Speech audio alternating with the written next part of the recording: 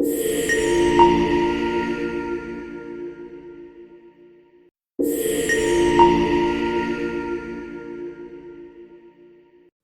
you, Mr. Chair.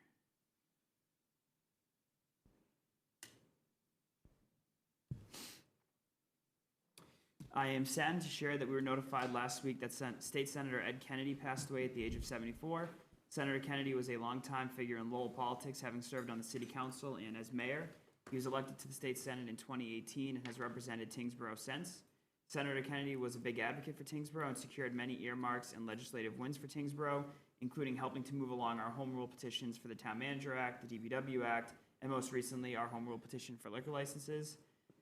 Senator Kennedy was very involved. He'd often call me to ask for input on earmarks, budget priorities, and to just check in. He was a dedicated public servant, and my thoughts are with his family and friends as they mourn his loss. I'm happy to report that the global ratings firm S&P has reaffirmed Tyngsborough's AA+ bond rating, which is the highest rating that we can obtain given our current budget size and amount in reserves.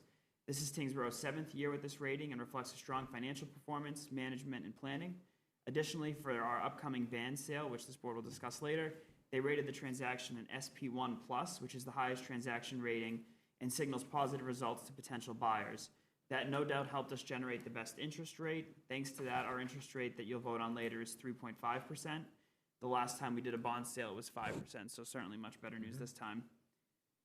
Last week, we welcomed Secretary Ed Augustus of the the Executive Office of Housing and Livable Communities to Tyngsborough for a meet and greet at the Tyngsborough Housing Authority.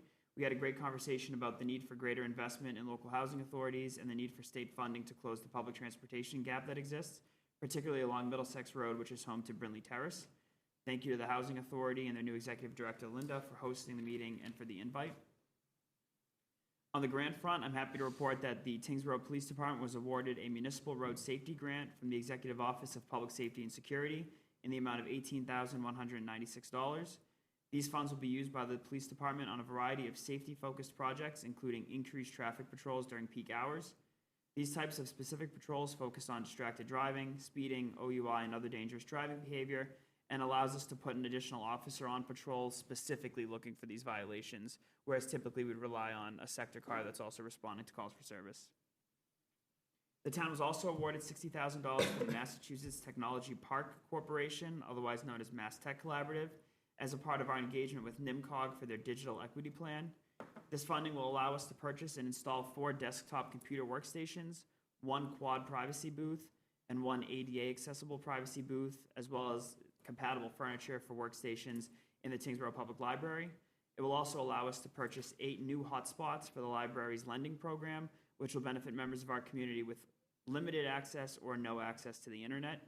A big thank you to our library staff and town planner and economic development director for their work on this application.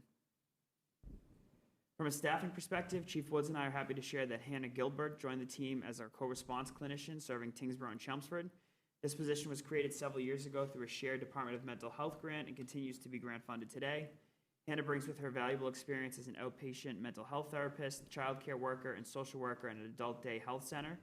This position serves as a critical role in delivering essential mental health services in times of crisis with first responders from our police and fire departments, and in the 7 years that we've been doing it, has been tremendously successful. It also allows us to follow up. Once a call is over, we've rectified the immediate emergency. Having a co-response clinician allows us to follow up with people to make sure that they don't end up in crisis again. Our DPW is looking to fill 2 part-time vacancies. We're looking for a part-time laborer in the cemetery division and a part-time custodian in our facilities division. Both jobs are posted at tyngsboroughma.gov, and interested applicants should contact our Human Resources Department for more information. On a project front, last week we awarded a contract to Sunshine Paving for our Roads Phase 2 project. This is the full depth reclamation work that's being done in the Elm Street neighborhood. The contractor is expected to mobilize on Monday, and so we'll get some of the work done this fall before the season ends. But as is typical for this reclamation work, it won't be fully completed till the end of next spring. And then just a few events here. Bingo night is back at the Center for Active Living on Wednesday this week. Doors open at 5:30 and the game begins at 6:30. Also this week, the Council on Aging will host a Medicare planning event on Thursday, October 9th at 6 p.m.